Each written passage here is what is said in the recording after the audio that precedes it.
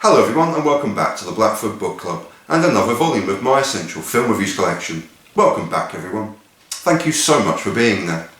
Two early provisos before we start. Number one, this film and my review contain a word beginning with the letter N, and I'm sure we can all guess what that particular word is.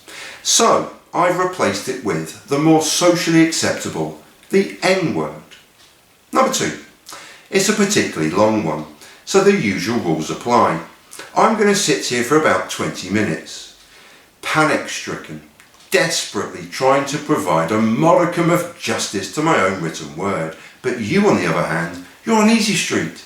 Sit back, relax, kick your shoes off, have a glass of wine, open that packet of chocolate biscuits, go on, treat yourself, nearly Christmas. When you get to hell, John, tell them Daisy sent you. Ever the cinema fan and Master Craftsman, the premieres and special initial screenings of Tarantino's latest film were an event in themselves. The film was shot in 70mm Ultra Panavision, being both the widest angle lens possible and a nod to films of cinemas past, and where available. The Hateful Eight was projected in this format, and nowhere more so than his own cinema, the New Beverly in Los Angeles. Adding to the pomp and ceremony on opening night and special screenings around the world, the Hateful Eight was also an event cinema night with live music before curtain up, and an actual intermission halfway through the 3-hour runtime, but as Samuel L. Jackson's character, Major Marquis Warren, states so eloquently just past the halfway point of the film, let's slow it down. Let's slow it way down. At just over 3 hours, this is a long epic of a western, the second western of Tarantino's career, following Django Unchained, and even the third if you include Kill Bill Volume 2. Ever the cineast, Tarantino is often at pains to acknowledge and even proclaim the number of his films. This was proclaimed to be the 8th film by Quentin Tarantino, when it is in fact his 9th.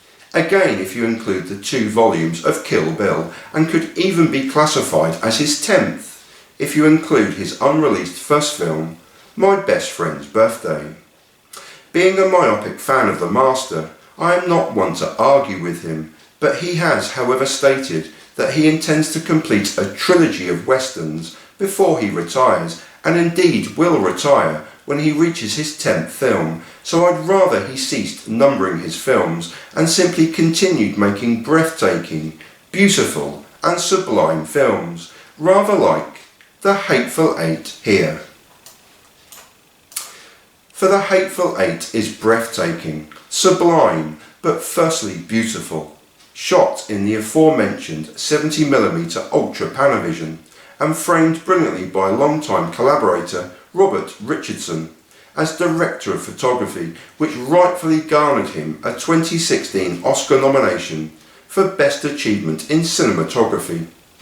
The entire film has ostensibly only 3 separate locations: the snowbound wilds of Wyoming, the inside of a horse-drawn stagecoach, and the inside of Minnie's haberdashery.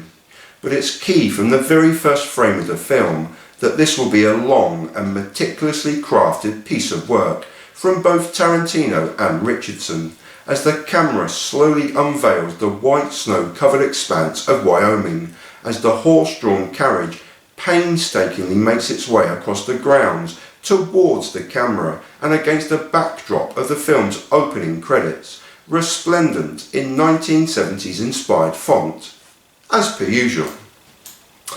With the majority of the film set inside Minnie's haberdashery, it's easy to overlook the achievement of Richardson to get the lighting and framing tone, but as Tarantino has been keen to point out, this is where the use of the Ultra Panavision cameras and lenses really came into their own, capturing and framing both the action inside this remote wooden cabin, but perhaps more importantly, the duplicitous nature of the untrustworthy occupants.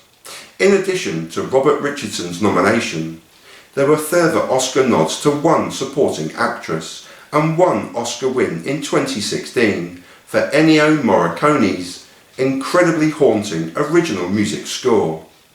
As is Tarantino's way, he also inserted several pieces of music spanning the ages, from Silent Night, Jim Jones at Botany Bay, and the brilliantly melancholic yet uplifting There Won't Be Many Coming Home by Roy Orbison over the closing credits. However, it's the insertion of the White Stripes Apple Blossom that greatly pleased this particular White Stripes fan, especially as it accompanied the first of only a few blood-smattering scenes. For there are only a few Tarantino-style scenes of bloodletting, but they are violent, visceral, and in one particular scene alone, on a par with the absurdist bloodletting of his friend Robert Rodriguez's vampire flick, From Dusk Till Dawn. There are Mexican standoffs, and the Tarantino trademark of poetic, flowing dialogue in glorious abundance. There are beautiful slow-motion tracking shots, numbered chapter cards from Chapter 1, Last Stage to Red Rock, to Last Chapter, Black Man, White Hell, an unexpected twist, and a change in the linear narrative of the story, and a gratuitous overuse of the N-word, as the hangman not so delicately explains, darkies don't like being called the N-word anymore. There are also brilliantly dark comedic bursts from nearly every character as they wrestle with the struggle of being cooped up inside Minnie's haberdashery, awaiting the snowstorm outside to pass, so they can continue on their journey to the town of Red Rock. 8 unruly characters with not a trusting glance between them are squeezed inside a remote cabin as Christmas approaches and the snow deepens outside. Throw in some guns, tension and a pot of coffee. What could possibly go wrong? Major Marquis Warren, Samuel L. Jackson. Returning for his 5th collaboration with the director, Samuel L. Jackson is utterly brilliant here in a headline role as a retired army major, now turned bounty hunter. In his position of servant of the court, Marquis Warren has $8,000 worth of bounty he needs to transport to Red Rock in order to get paid, and hitching a ride with the hangman and his bounty, his story soon unravels.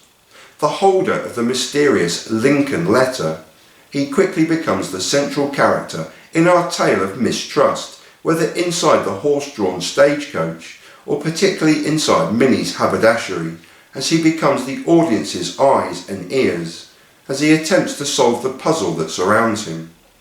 Cleverly, Tarantino cuts from his eyes to a slowly revealing wide shot inside the wooden cabin as Marquis Warren quickly realises that no one can be believed and he needs to size up the occupants before the coffee turns sour.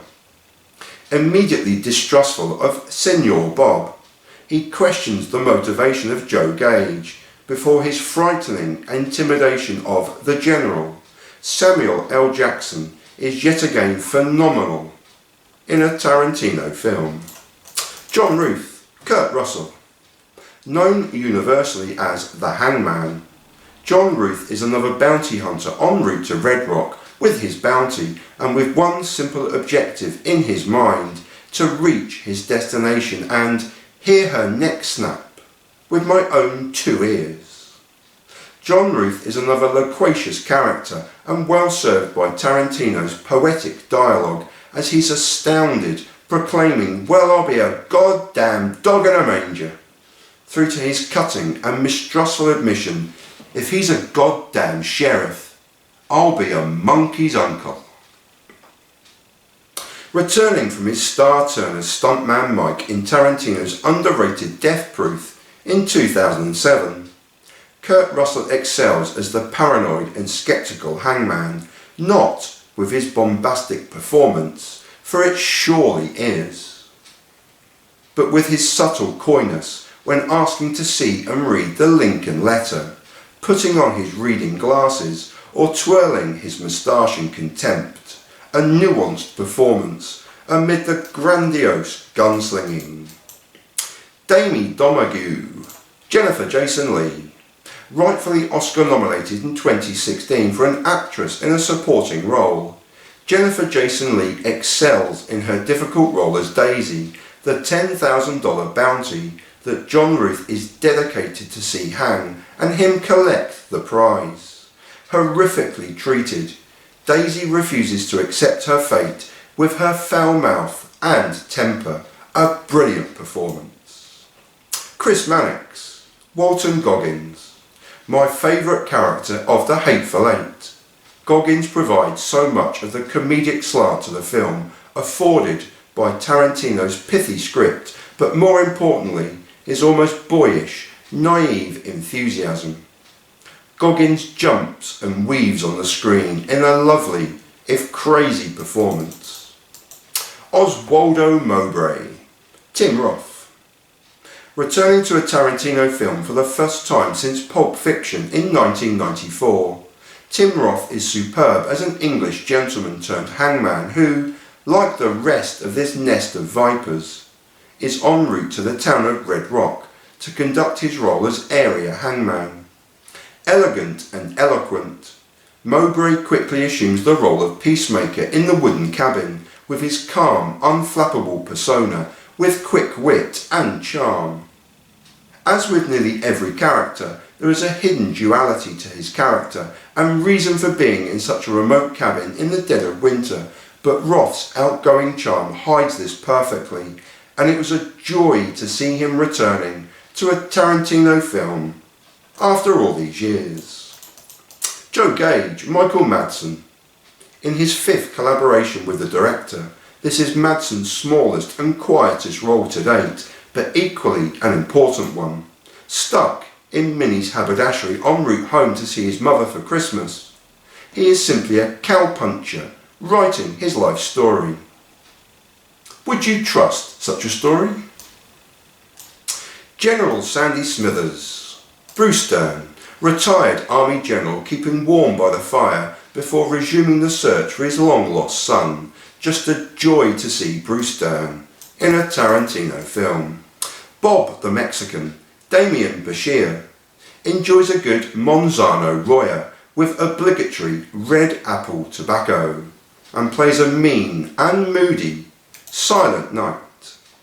Notable supporting roles are perfectly filled by a returning Zoe Bell as Six Horse Judy, Gene Jones as Sweet Dave, Dana Gurria as Minnie Mink, and particularly the brilliant James Parks as stagecoach driver OB, and returning in his largest role to date in a Quentin Tarantino film.